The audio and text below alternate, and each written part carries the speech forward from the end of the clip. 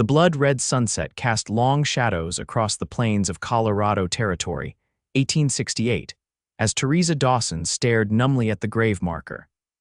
6 months had passed since the influenza had taken her husband, but the pain remained as fresh as the day he'd drawn his final labored breath. With one hand clutching a letter announcing her brother's imminent arrival to help with her situation, and the other holding the reins of her exhausted mare, she turned away from the cemetery on the outskirts of Julesburg. The world had moved on while she remained frozen in grief, a widow at 23 with a ranch she could barely manage and memories that haunted her every waking moment. The wind picked up, carrying dust and the promise of a cold night as Theresa guided her horse back toward the main road. Julesburg had grown considerably in the past few years, the railroad bringing new prosperity and new faces to what had once been little more than a trading post. She hardly noticed the bustle around her as she rode through town, her thoughts 1,000 miles away. Mrs. Dawson. The storekeeper's voice broke through her reverie. "Your order's ready. Sure you don't need help carrying it out to your place?" Theresa forced a smile. "Thank you, Mr. Harper, but I can manage." The kindness of the townsfolk had been overwhelming after James's death.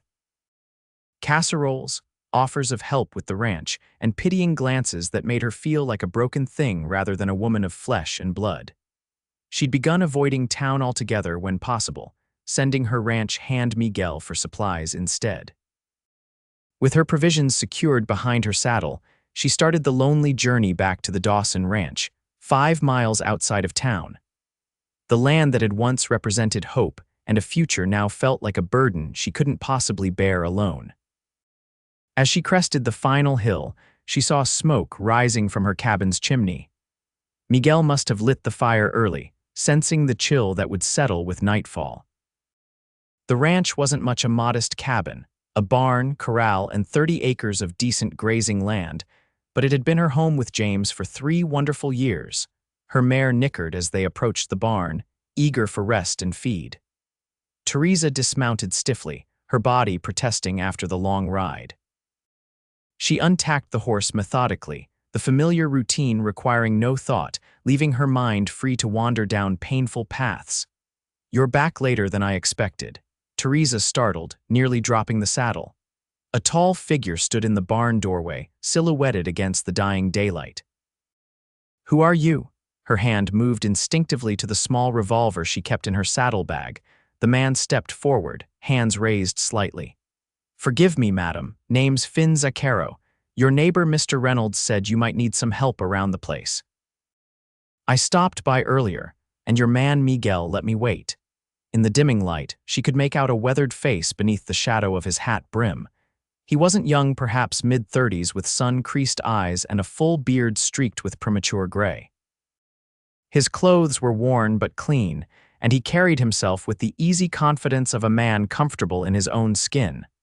"Mr. Reynolds had no business making such arrangements," she said coolly. "We manage just fine." A skeptical expression crossed Zaccaro's face as he glanced at the sagging fence posts and overgrown corral. "No disrespect intended, madam, but that's not what I'm seeing." Anger flared in her chest, bright and hot. "What you see is none of your concern, Mr. Zaccaro." "Now if you'll excuse me, Mrs. Dawson," Miguel came running from the direction of the cabin. "There is trouble with the stove.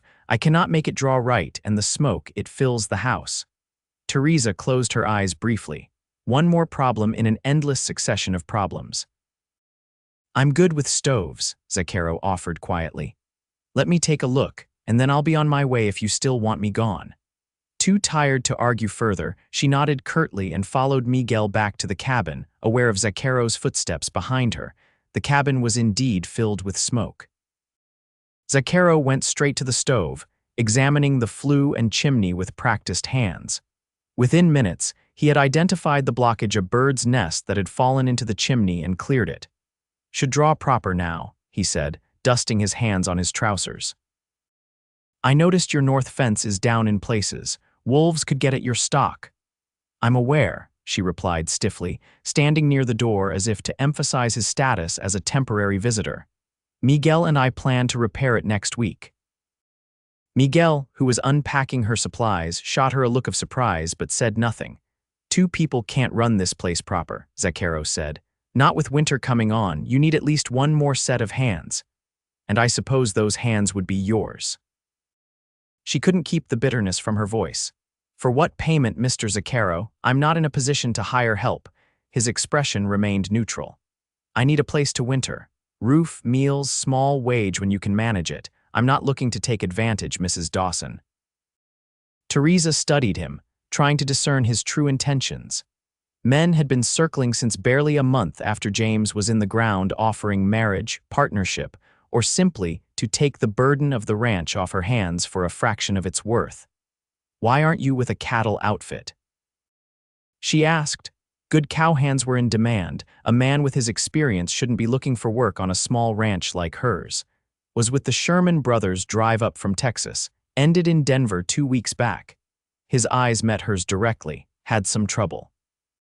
Nothing that would bring danger to your door, but enough that I'm looking for quiet work away from town. At least he was honest about that. She glanced at Miguel, who gave a small nod of approval. 1 week, she said finally. We'll try it for 1 week. If it doesn't work out, you'll move on without argument. He touched the brim of his hat. Fair enough. Later that evening, after Zaccaro had moved his few belongings into the small bunkhouse adjacent to the barn, Theresa sat alone at her kitchen table. Miguel had retired to his room in the back of the cabin, and the only sounds were the crackling of the now properly functioning fire and the occasional howl of a distant coyote. She unfolded her brother's letter again, reading by lamplight the words that filled her with dread.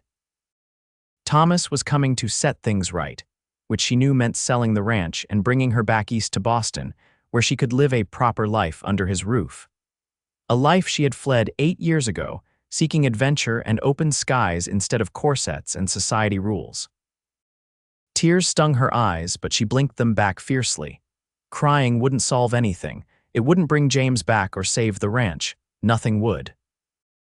But as she readied herself for bed in the room she had once shared with her husband, she couldn't help but wonder if Zaccaro's arrival was providence, or just another complication in a life that had become unbearably complex. The next morning dawned clear and cold. Theresa rose before sunrise, as had been her habit since James's illness. Sleep never came easily anymore, and the quiet hours of early morning were filled with memories both comforting and painful.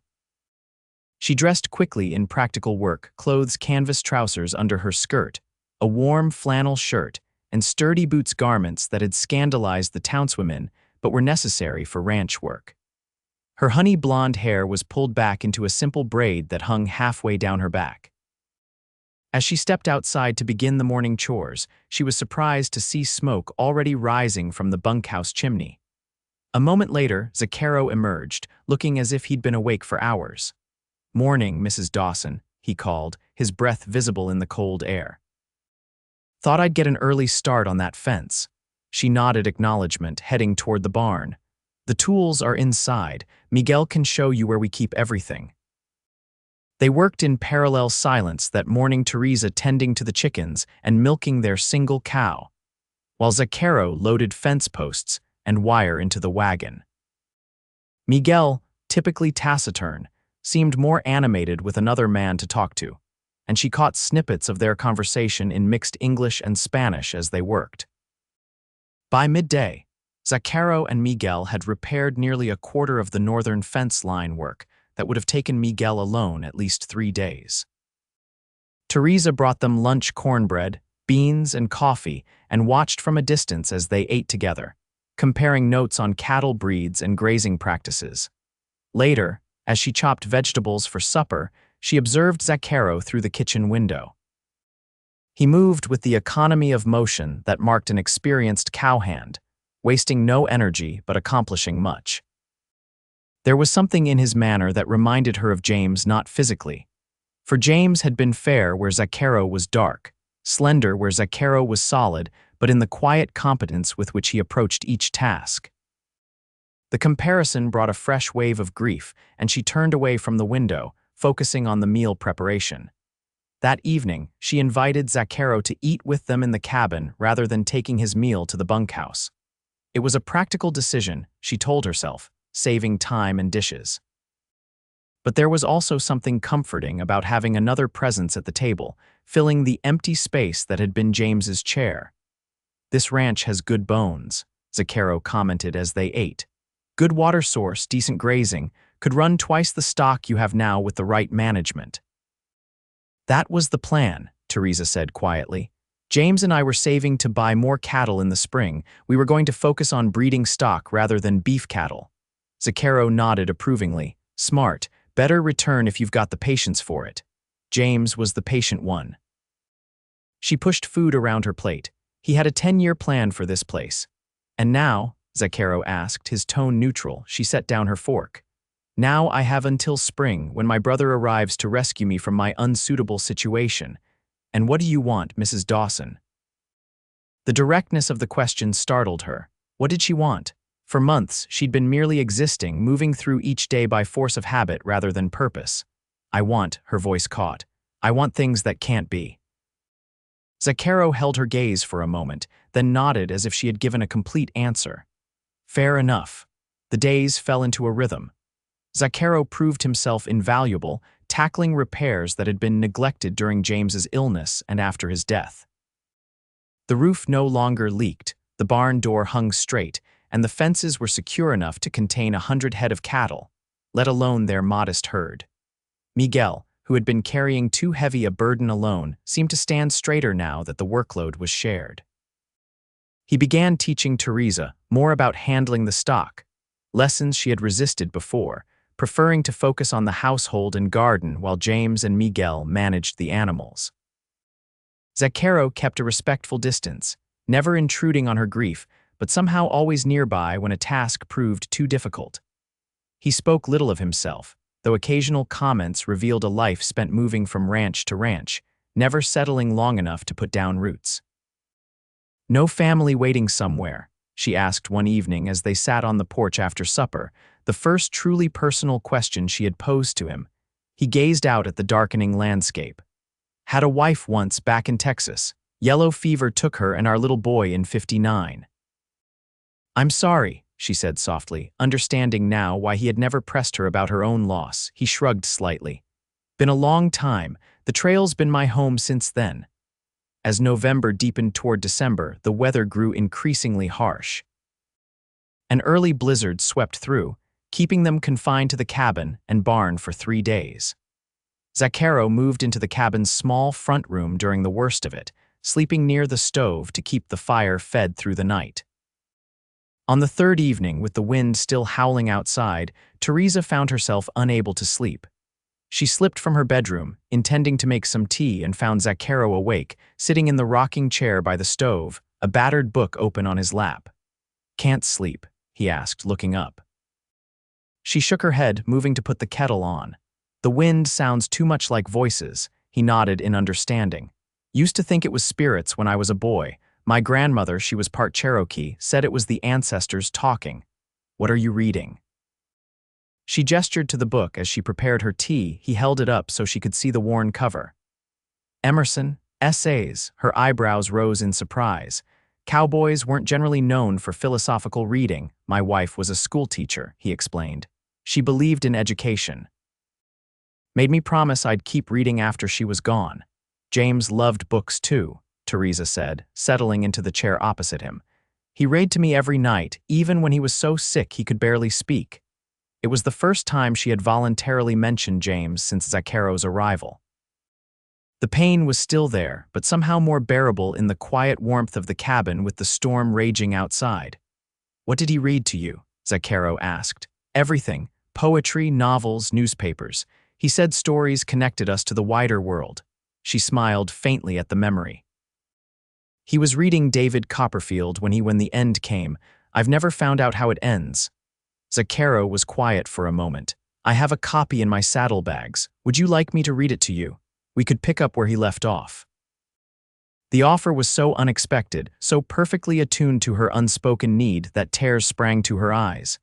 She looked away quickly, but not before he noticed. "Or not," he added hastily. "Didn't mean to upset you."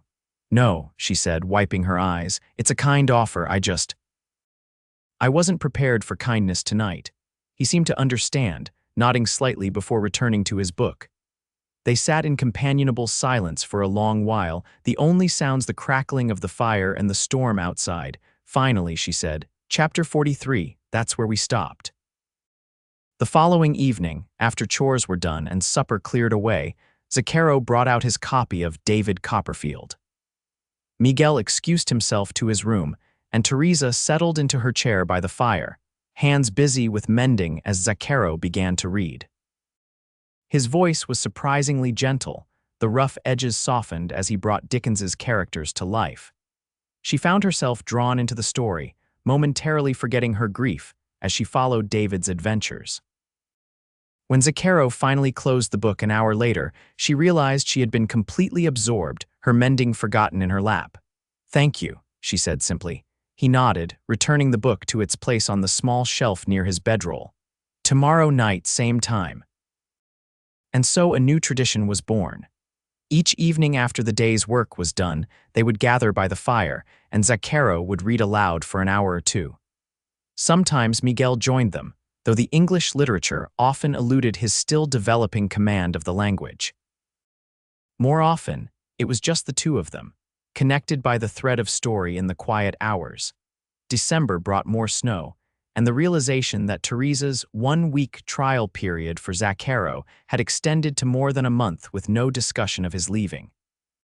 He had settled into the rhythm of the ranch as if he had always been there, anticipating needs before they were spoken, solving problems with quiet efficiency.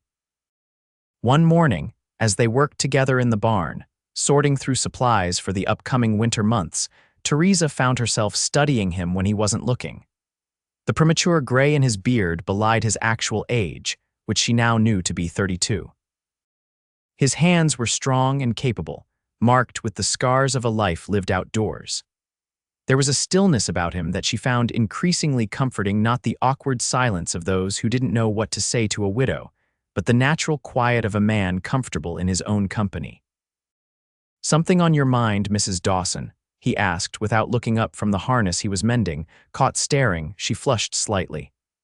"I was just thinking that you've been here well beyond our agreed trial period." He glanced up then, his expression unreadable. "Are you asking me to leave?" "No," she said quickly. "That's not. I only meant that we should discuss terms, for the winter at least." He set aside the harness. "I'm not one for complicated arrangements. Roof, meals, fair wage when you can afford it. I don't need more than that. And in the spring." She asked, the question slipping out before she could consider it. Something flickered in his eyes, surprise, perhaps, or something deeper. "Spring's a long way off. My brother will be here in March or April," she reminded him. "He intends to sell the ranch. And what do you intend, Mrs. Dawson?" There it was again, that direct question that cut through pretense, forcing her to confront what she had been avoiding. "I don't know," she admitted. "I've been so focused on survival that I haven't allowed myself to think beyond the next day." He nodded slowly. "Surviving's important. But at some point, you have to decide if you're living or just not dying." The distinction struck her forcefully. She had been existing, not living, since James's death. Each day blending into the next, marked only by the changing seasons and the gradual dulling of acute grief into a persistent ache. "How did you do it?" she asked quietly. "After your wife and son." He was silent so long she thought he wouldn't answer. When he finally spoke, his voice was low, almost a whisper. "Badly at first, drank too much, took risks that should have killed me. Then one day I was sitting by a fire, staring into the flames, wondering why I was still breathing when they weren't." He looked up, meeting her eyes. "An old cowboy fellow I'd never met before or since sat down beside me and said, 'Son, you're allowed to still miss them, but they wouldn't want this for you.'" The words resonated within her, touching something that had been frozen since James's death. And that changed things, not overnight. But it was a beginning. Started me thinking maybe I owed it to them to live well with the time I had left. He shrugged slightly. "Some days I manage better than others." They fell silent, each lost in private thoughts as they returned to their tasks. But something had shifted between them. A layer of reserve melted away by the shared understanding of loss. That night, as snow fell gently outside, they sat by the fire after Miguel had retired. Instead of reading, they really talked for the first time. Theresa told him about her childhood in Boston, her decision to travel west with friends after her parents' death, and how she had met James at a town dance in Denver. He was the worst dancer, she recalled, smiling at the memory. Stepped on my toes 3 times in one dance. But he was so earnest, so genuinely apologetic, and he had these eyes that just saw me, not my family name or my prospects, just me. Sounds like a good man, Zaccaro said. He was. She twisted her wedding ring, a simple gold band. He wanted children so badly. We tried for 3 years, but... She shook her head. It wasn't meant to be, I suppose. My Catherine was the same, Zaccaro said quietly. Wanted a house full of children. We only had the one before she fell ill. Your son, what was his name? Samuel. He was 4. His voice remained steady, but his eyes reflected old pain. Smart as a whip, always asking questions. Would have made a fine scholar someday. They spoke of their lost loved ones until the fire burned low, sharing memories that had been too painful to voice alone, but somehow became bearable when shared. When Theresa finally rose to go to bed, she felt lighter than she had in months, as if speaking James's name aloud had released some of the grief she had been carrying. Thank you, she said, pausing at her bedroom door. For listening. Zaccaro nodded, his expression gentle in the dying firelight. Thank you for remembering them with me. The weeks before Christmas passed in a blur of activity. Despite her limited funds, Theresa was determined to observe the holiday properly. She baked cookies from her mother's recipe, using precious sugar and dried fruit. Miguel fashioned simple decorations from pine cones and red berries, while Zaccaro brought in a small evergreen tree that they set up in the corner of the main room. On Christmas Eve, after a simple but festive dinner, they exchanged modest gifts. Miguel received a new hat from Theresa and a fine leather belt from Zaccaro. Theresa was touched to find that Miguel had carved her a delicate wooden box for her sewing supplies, while Zaccaro presented her with a journal bound in soft leather. For your thoughts, he said simply. Sometimes writing them down helps sort them out. She had made him a scarf, knitted during the quiet evenings by the fire. As she handed it to him, their fingers brushed briefly, and she felt an unexpected warmth that had nothing to do with the crackling fire. Later, after Miguel had gone to bed, they sat side by side on the small sofa, the room illuminated only by the fire and the candles on the little tree. Outside, snow had begun to fall again, large flakes drifting past the windows. Christmas was James's favorite holiday, she said softly. He always made such a fuss about it, even when we could barely afford extra candles. Zaccaro was quiet for a moment. Catherine loved it too. Used to say it was the one time of year when everyone remembered to be their better selves. The mention of their lost spouses no longer brought immediate pain. Instead, there was a bittersweet comfort in sharing these memories, acknowledging the people who had shaped them. I didn't think I could bear to celebrate this year, Theresa admitted, but somehow, it feels right. Like they would want us to remember the joy. They would, Zaccaro agreed. He hesitated, then added, You've come a long way since I first arrived, Mrs. Dawson. She smiled faintly. I suppose I have. After a brief pause, she said, I think, after all we've shared, you might call me Theresa. He looked at her, surprise and something warmer in his expression. Theresa, he repeated, as if testing the sound of it, and I'm Finn to my friends. Are we friends, then? His smile reached his eyes, crinkling the corners. I'd like to think so. They sat in companionable silence, watching the fire dance. For the first time since James's death, Theresa felt a sense of peace, of possibility. The grief was still there, would always be there in some measure, but it no longer defined her completely. As midnight approached, Finn rose to add another log to the fire. When he returned to the sofa, he sat closer than before, their shoulders almost touching. I've been thinking about what you said regarding your brother's visit in the spring, he said carefully. She tensed slightly. The approaching ultimatum had been pushed to the back of her mind during the holiday preparations. What if, he continued, you had a viable plan for the ranch by then, something to show him that selling isn't necessary? What kind of plan? She asked cautiously. The breeding stock idea you and James had is solid. With the right investment, this place could turn a good profit within 2 years. He turned to face her more directly. I've saved most of what I earned on trail drives. It's not a fortune, but it might be enough to get started. She stared at him, trying to understand what he was proposing. You want to invest in the ranch. I'm suggesting a partnership, he clarified.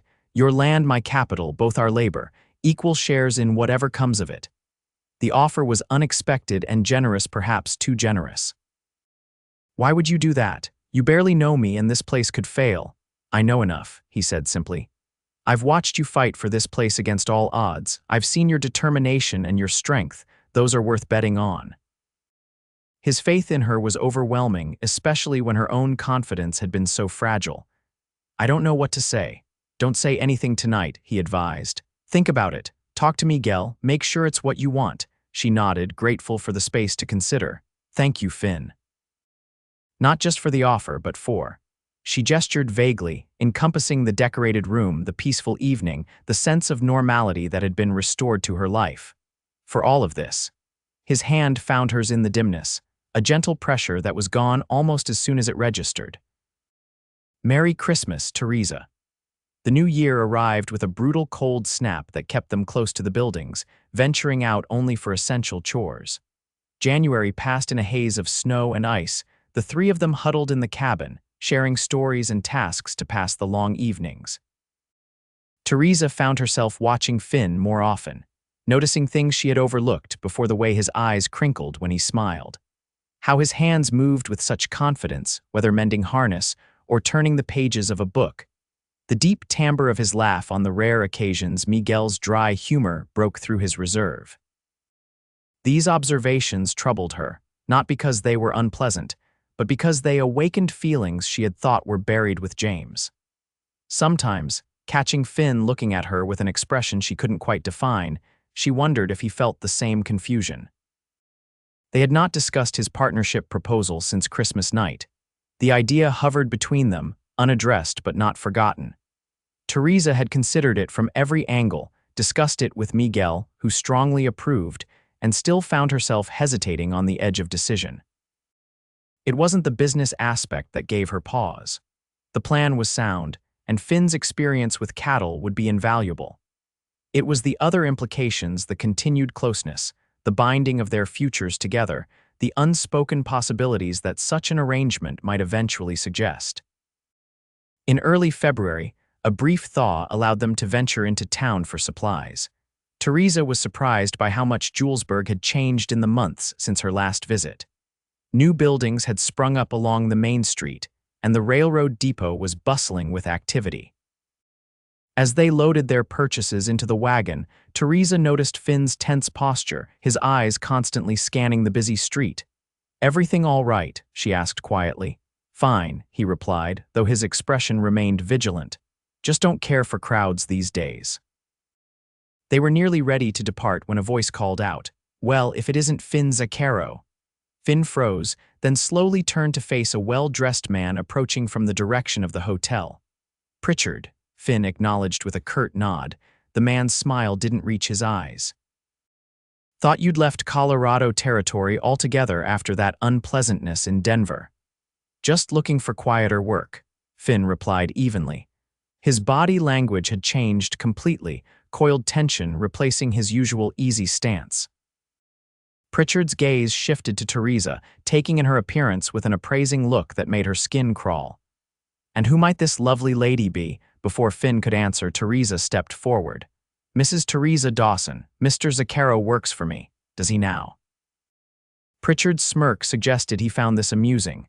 "Well, Mrs. Dawson, you might want to inquire about your employee's recent history, specifically why he left the Sherman outfit so abruptly." Finn's jaw tightened. "That's enough, Pritchard." "Is it?" The man's smile widened. "I'm merely concerned for the lady's welfare. After all, a man who kills, it was self-defense," Finn cut in sharply. As the judge ruled, Theresa looked between the two men, understanding now what Finn had meant by trouble when he first arrived. "Mr. Pritchard, whatever grievance you have with Mr. Zaccaro is none of my concern. Now, if you'll excuse us, we have a long ride home."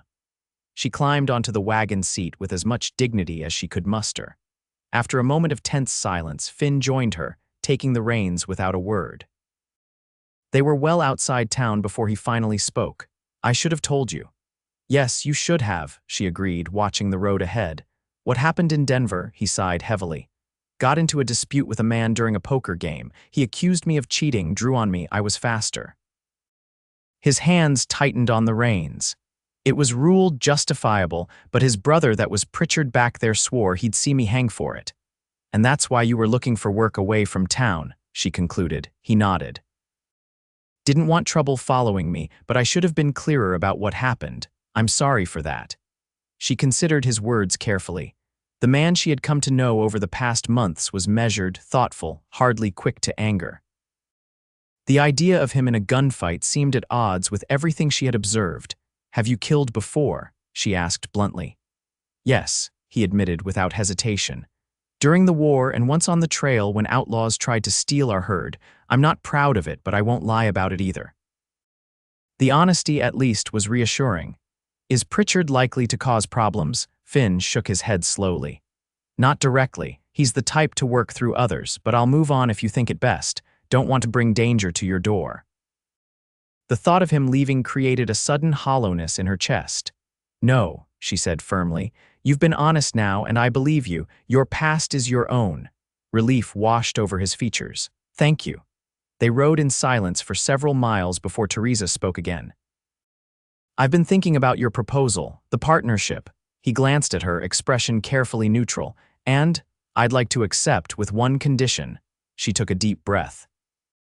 I want a formal contract drawn up by a lawyer, protecting my ownership of the land itself regardless of how the cattle business fares. His expression softened into a smile. Already had one drawn up in town today. It's in my saddlebags. She blinked in surprise. You were that confident. Hopeful, he corrected. Not the same thing. The warmth in his eyes made her heart beat faster, and she looked away, flustered by her own reaction.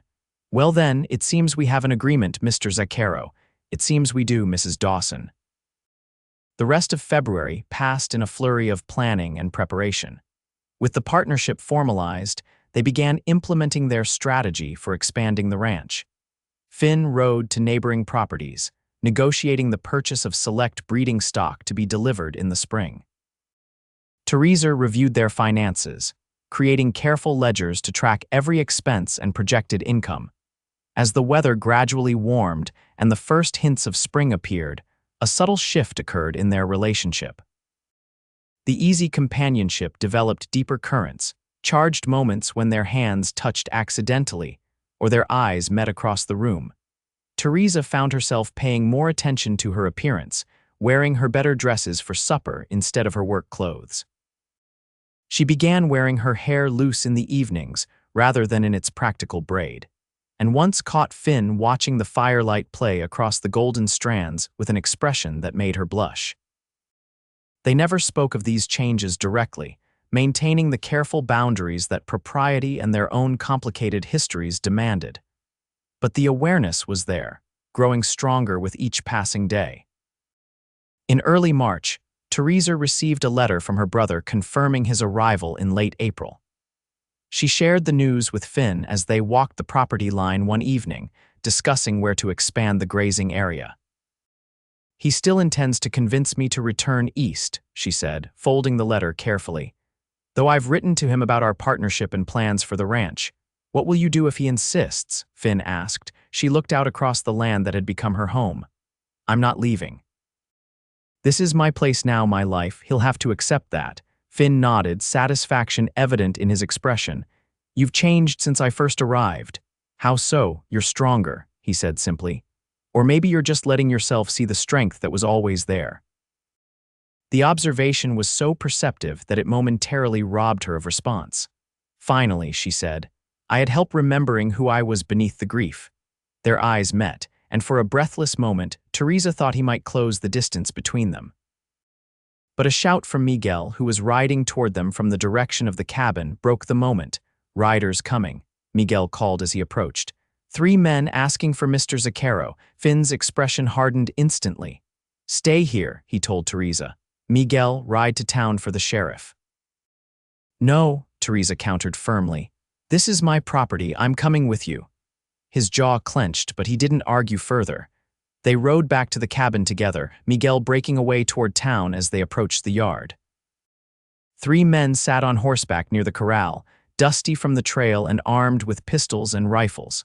Theresa recognized Pritchard immediately, his city clothes replaced by more practical riding gear but his smug expression unchanged. "Zaccaro," he called as they approached. "Thought we might find you here." Finn positioned his horse slightly ahead of Theresa's, shielding her partially from view. "What do you want, Pritchard?" "Justice," the man replied. "My brother's blood calls for it."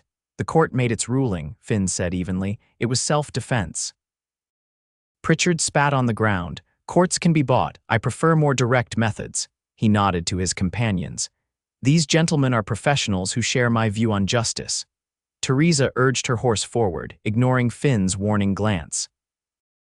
"Mr. Pritchard, this is my property and you are trespassing. I must ask you to leave immediately." Pritchard's eyes narrowed. "Stay out of this, Mrs. Dawson. Our business is with Zaccaro." "Any business with my partner is business with me," she replied, her voice steady despite her racing heart. "And I've sent for the sheriff." One of Pritchard's companions shifted nervously. "You didn't say nothing about no sheriff, Pritchard." "Shut up," Pritchard snapped. "He won't get here in time anyway." His hand moved toward his holster.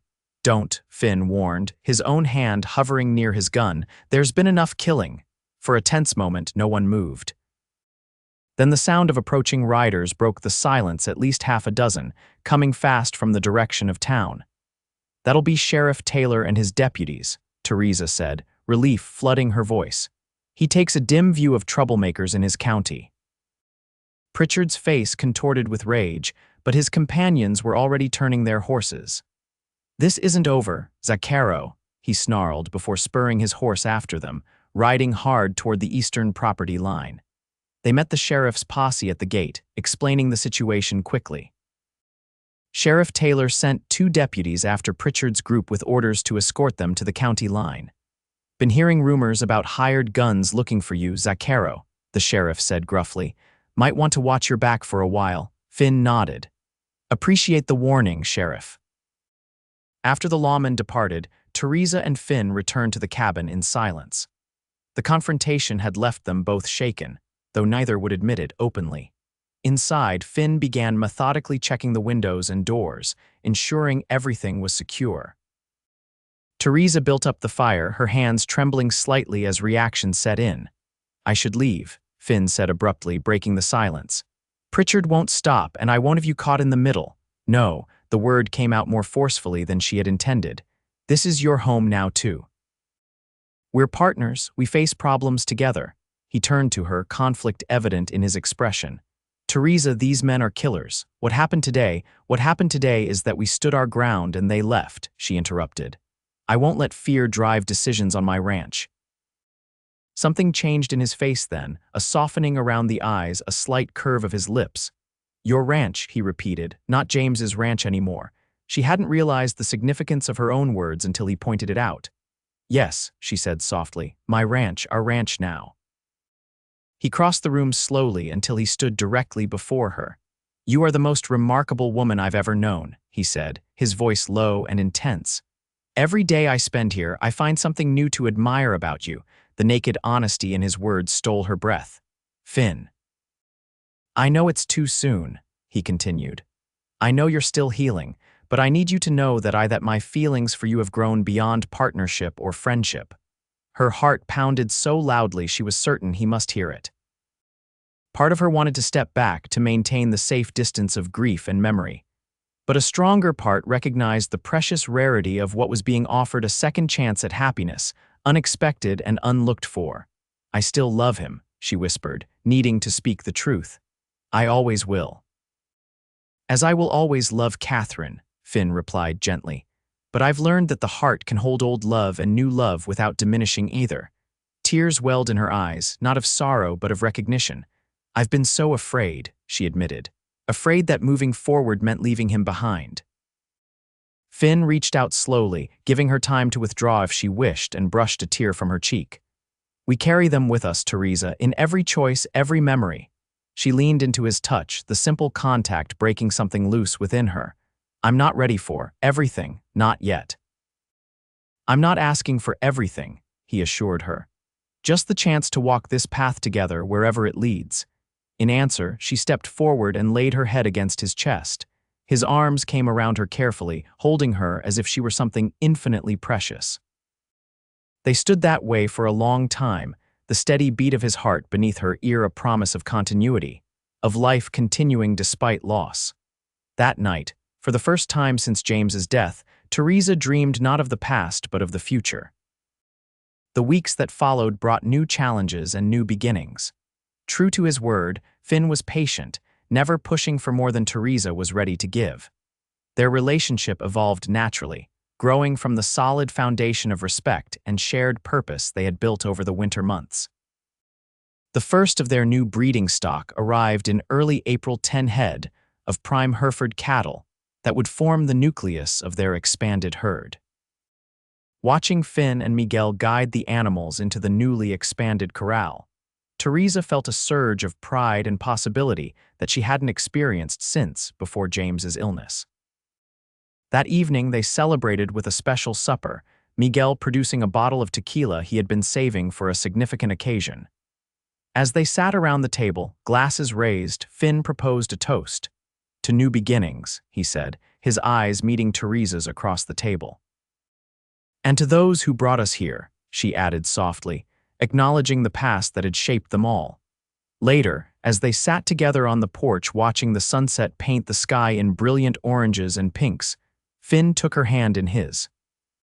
The gesture felt natural now, comfortable in its growing familiarity. "I've been thinking," he said, his thumb tracing small circles on her palm. "Maybe we should consider building an addition to the cabin. The bunkhouse is fine for now, but with the ranch expanding, we might want to hire another hand eventually." She nodded, leaning slightly against his shoulder. "That makes sense.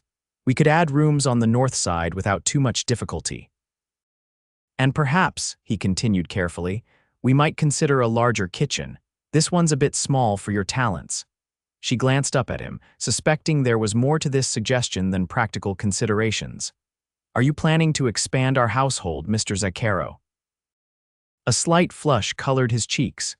"I'm planning for possibilities, Mrs. Dawson, that's all." The answer satisfied her. They were learning to move forward together, step by careful step, neither rushing nor standing still. In the third week of April, with the ranch beginning to show the fruits of their labor, Thomas Dawson arrived from Boston. Theresa's brother was everything Finn had imagined proper, opinionated, and clearly shocked by the changes in his sister's circumstances. "Living alone with two men, Theresa," he sputtered after being introduced to Finn and Miguel. "It's completely improper. What would Mother say?" "Mother would say I should follow my heart," Theresa replied calmly, "and I'm hardly alone. Julesburg is just 5 miles away and the neighbors visit regularly." Thomas cast a suspicious glance at Finn. "And this, partnership, how do I know this man isn't taking advantage of your vulnerable state?" Before Theresa could respond, Finn stepped forward. "Mr. Dawson, your concern for your sister does you credit, but I assure you my intentions toward both Theresa and this ranch are honorable. I've prepared complete documentation of our agreement and the investments made thus far. You're welcome to review everything."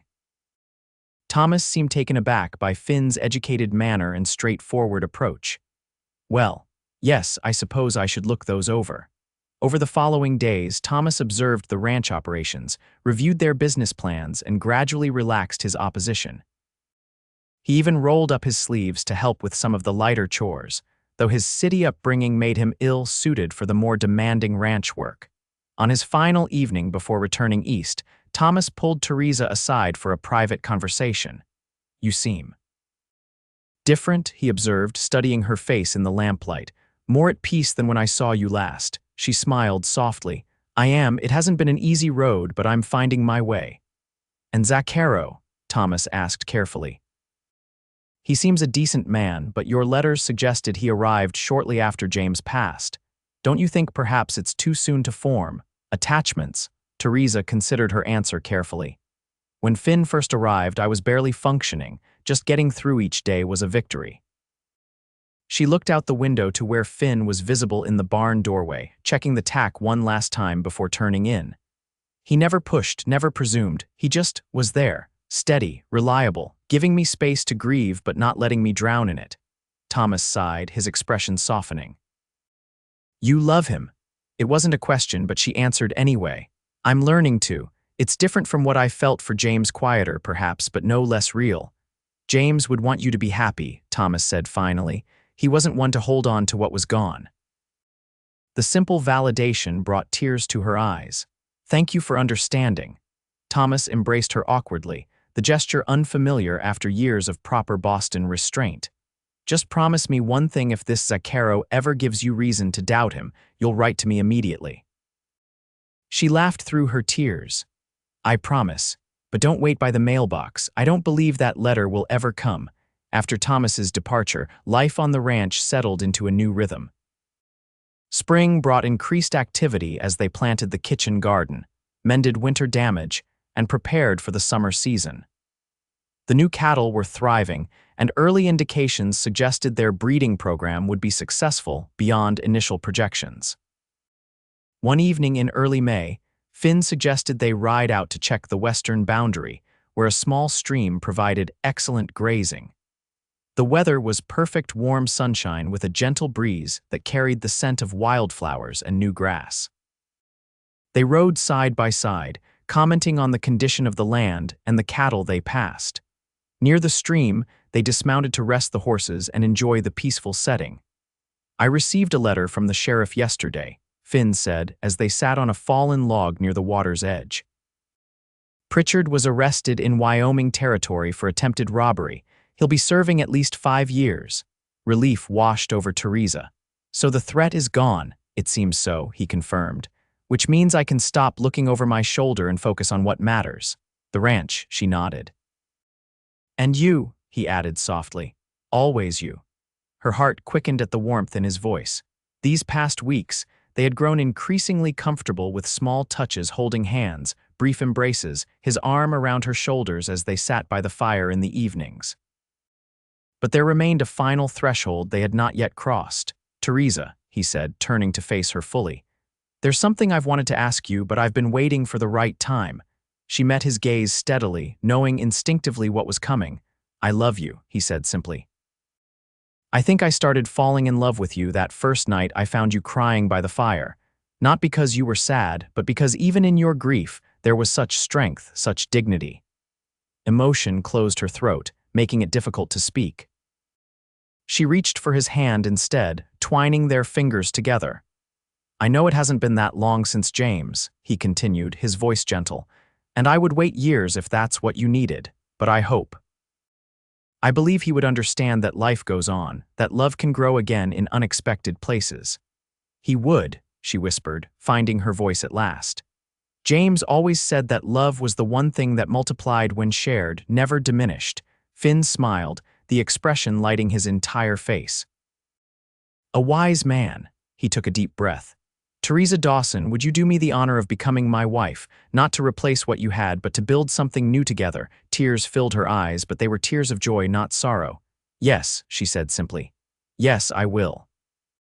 His smile broadened, and he reached into his pocket, producing a small velvet pouch. I hope this fits. It was my grandmother's. The ring was simple but beautiful, a gold band with a small pearl surrounded by tiny diamonds. It slid perfectly onto her finger, as if it had been made for her. It's beautiful, she breathed, admiring how it caught the sunlight.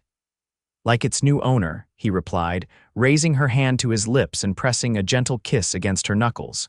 She looked up from the ring to his face, seeing all the love and promise reflected there. Hesitantly, she leaned forward until their faces were inches apart. I think, she murmured, that this is where you're supposed to kiss me, Mr. Zaccaro. His lips quirked in a smile. I believe you're right, Mrs. Dawson. The kiss was gentle at first, a question rather than a demand. But as her arms went around his neck, it deepened into something more profound, a promise, a beginning, a healing. When they finally drew apart, both slightly breathless, Theresa rested her forehead against his. I love you, Finn, she said, the words no longer frightening but liberating. I didn't think I could love again, but you showed me that the heart is more resilient than we know. He brushed a strand of hair from her face, his touch reverent. We'll honor them by living well, by loving well. They'll always be part of our story.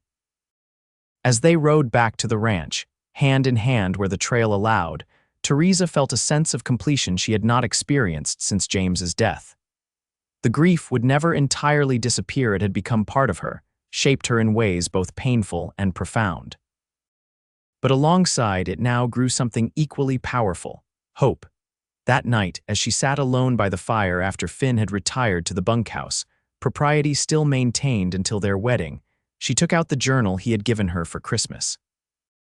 Opening to a blank page, she began to write, "My dearest James, today I promise to marry again. I wish I could tell you about him, about how he helped me find my way back to living when I thought all joy had ended with you. I think you would approve. He has your kindness, your integrity, though he shows it in different ways.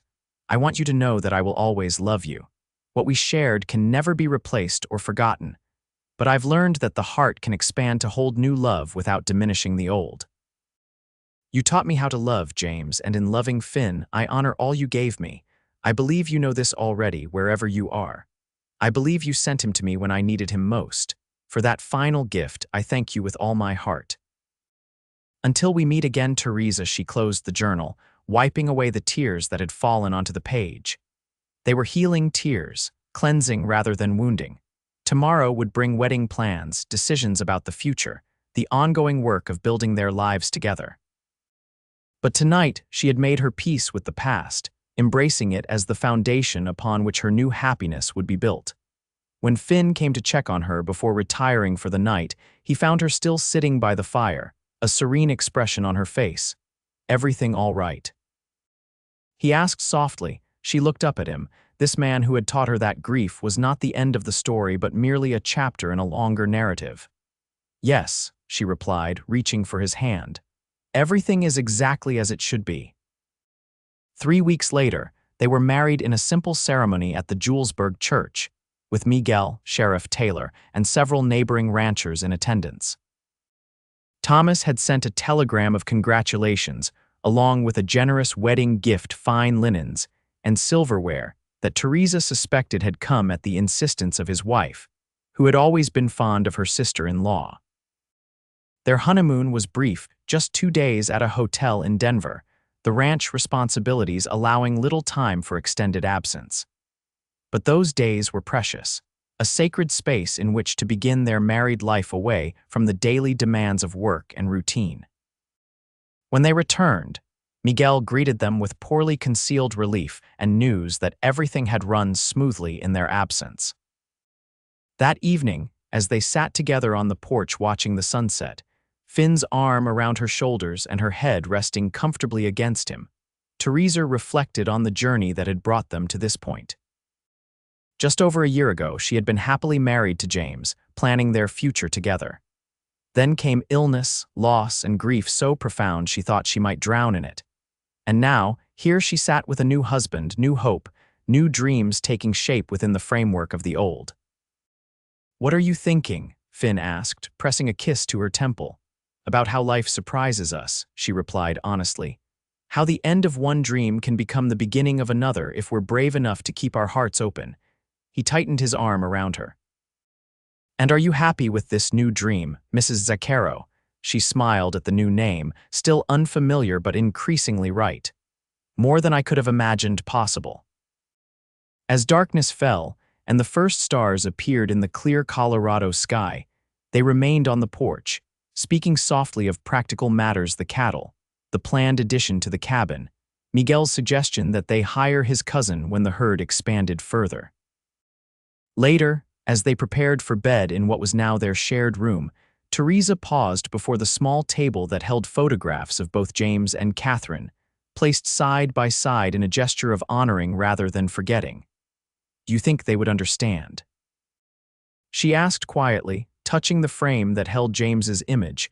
Finn came to stand beside her, his hand warm on the small of her back. "I believe they would be glad to see us happy. They loved us enough to want that, even if the path wasn't what any of us expected." She turned into his embrace, finding in his arms the security and belonging she had feared lost forever.